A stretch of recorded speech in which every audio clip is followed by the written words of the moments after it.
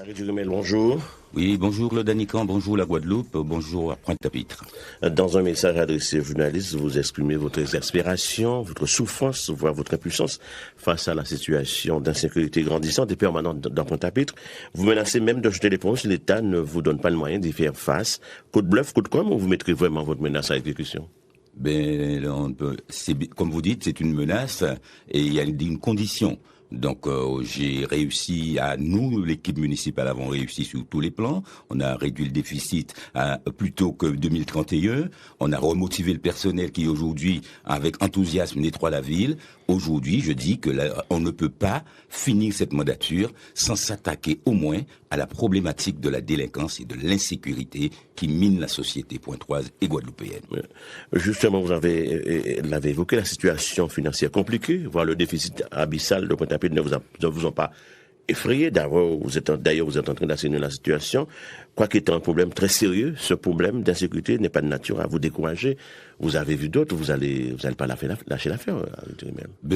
Si j'en crois les centaines de messages de soutien que je reçois depuis hier, si je vois la réaction immédiate de l'État qui a consisté à envoyer plus de forces de l'ordre à Pointe-à-Pitre, il y a des signes qui me laissent à penser que je ne suis pas seul. L'équipe municipale que je dirige se mobilise et les maires de Guadeloupe viennent à ma rencontre ce soir à 18h30 à la mairie. Donc je pense que ça a eu le mérite de provoquer un Big Bang. Vous me connaissez, Claude Danican, je suis un homme de combat. Si ce n'était ma pugnacité, on ne parlerait plus de chlordécone. J'ai attendu 20 ans avant qu'on fasse une proposition de loi pour que l'État prenne sa responsabilité. Je prendrai le temps qu'il faut, mais Pointe-à-Pitre brillera à nouveau. Donc on le dit, vous n'êtes pas seul. La préfecture a annoncé la mobilisation de 30 agents de la police nationale, et puis il y a ce collectif, l'appel de ce collectif à se mobiliser ce soir pour un tout pacifique, une manifestation pacifique.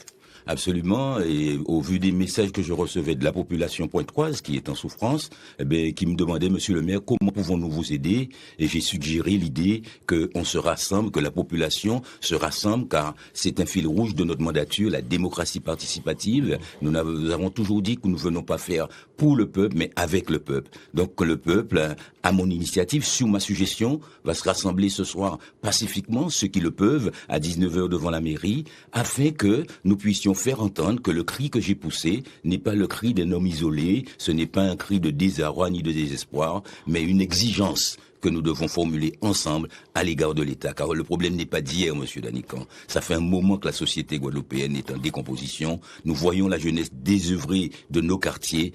Certains d'entre eux ont des idées. Là, les jeunes de Mortenol sont venus me voir. Ils ont des idées. Ils veulent développer l'entrepreneuriat. Ils veulent développer l'économie sociale et solidaire. Le tissu associatif aussi nous demande des subventions. C'est pas avec 2000 € ou 3000 € que je peux donner ici et là que je vais permettre à des jeunes de créer un studio leur permettant de professionnaliser leur passion pour la musique, pour la danse, pour la peinture ou pour la poterie. Donc j'ai besoin qu'on aille au fond du problème. Ouais. Outre l'envoi des gendarmes, il nous faut des solutions pérennes pour construire une paix durable. Il faut nuancer, il y a des jeunes qui ont envie de travailler, qui ont envie d'évoluer, d'envie d'entreprendre, et là il y a aussi ceux qui déballent froid, et comme vous dites, il ne faut pas leur laisser le champ libre et à faire la loi.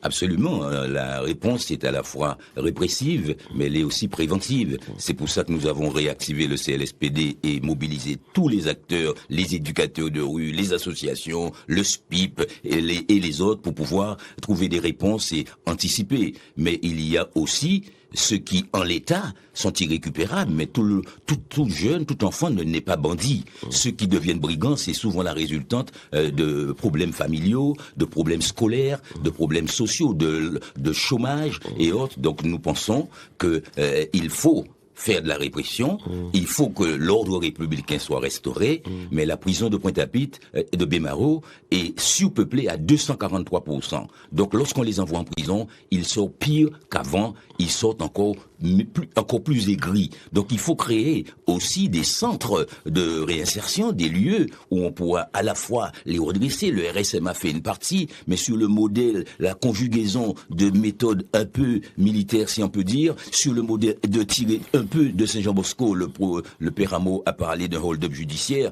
il y a plus de service militaire, il y a plus Saint-Jean-Bosco, certaines mères se retrouvent seules parce que beaucoup de pères ne prennent pas leurs responsabilités, il y a des problèmes éducatifs. Nous devons aussi faire que la sanction associe la correction, mais aussi la réinsertion.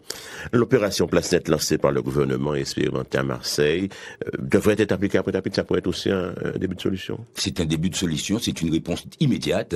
Nous pensons que nous ne pouvons pas laisser les parents qui m'écrivent pour me dire que mes enfants sont rackettés sur le chemin de l'école, mes enfants ne peuvent plus sortir faire du sport sans que je les accompagne, je renonce à les emmener à des activités ludiques. Donc, effectivement, il faut une opération, pas une opération Place Nette, mais des opérations Place Nette. Et non pas un soir, appeler les médias et se filmer en train d'arrêter quelques 2, 3, 4 brigands et tirer un bilan positif. Il nous faut, dans la durée, instaurer l'ordre républicain, restaurer l'envie de vivre ensemble.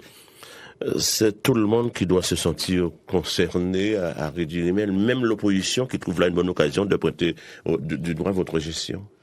C'est affligeant, monsieur. Vous savez, monsieur Danicon, l'heure est tellement grave, la détresse est tellement profonde que j'éviterai de répondre à cela. Quand vous montrez le problème et qu'on regarde votre doigt, la personne qui fait ça s'est trompée.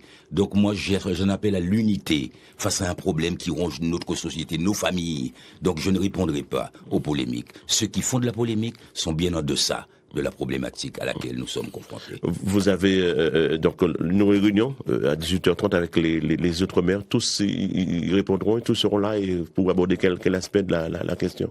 Beaucoup m'ont répondu spontanément. J'ai reçu des appels de beaucoup d'entre eux. Et le vice-président, monsieur Éric André, a initié l'idée d'une réunion ce soir à la mairie de Pointe-à-Pitre à 18h30 pour ensemble préparer une plateforme de revendication et également entre nous, parce que tout ne vient pas de l'État. Il y a aussi de notre propre responsabilité. Il y a aussi les acteurs économiques, car le problème, il est à la fois historique, anthropologique, économique, social. C'est un mal profond et on l'a vu venir. Je suis un écologiste, ça fait 20 ans que je milite pour une alternative à cette société libérale productiviste qui génère l'égoïsme et le chacun pour soi. Donc le mal est profond et j'espère qu'avec les maires, nous allons initier un grand Big Bang, un grand changement dans notre approche de la délinquance. On dit la nuit pas de conseil, à vous écouter hier et là on vous sent plus tempéré, plus serein, rassuré. Donc votre menace, vous n'allez pas la mettre à exécution? Non, je suis pas rassuré. Je dis que, comme vous dites, la nuit pour le conseil, certes, mais j'ai poussé un cri, mais un maire ne peut pas rester que dans le cri. Je suis élu pour trouver des solutions et non pas pour crier. J'ai crié hier, j'ai été entendu par beaucoup. Maintenant, je dois accompagner ces nombreux soutiens dans la recherche de solutions. Je suis un homme responsable. Je fais mon boulot avec détermination, avec la passion du cœur, mais aussi la rationalité de l'esprit. Je ne demande pas un miracle. Je demande que chacun se mette debout, parents, État, élus, parce que cette situation de faillite sociale résulte des fautes et de la responsabilité de tous, y compris de nous-mêmes. Henri Durimel, merci et bonne journée.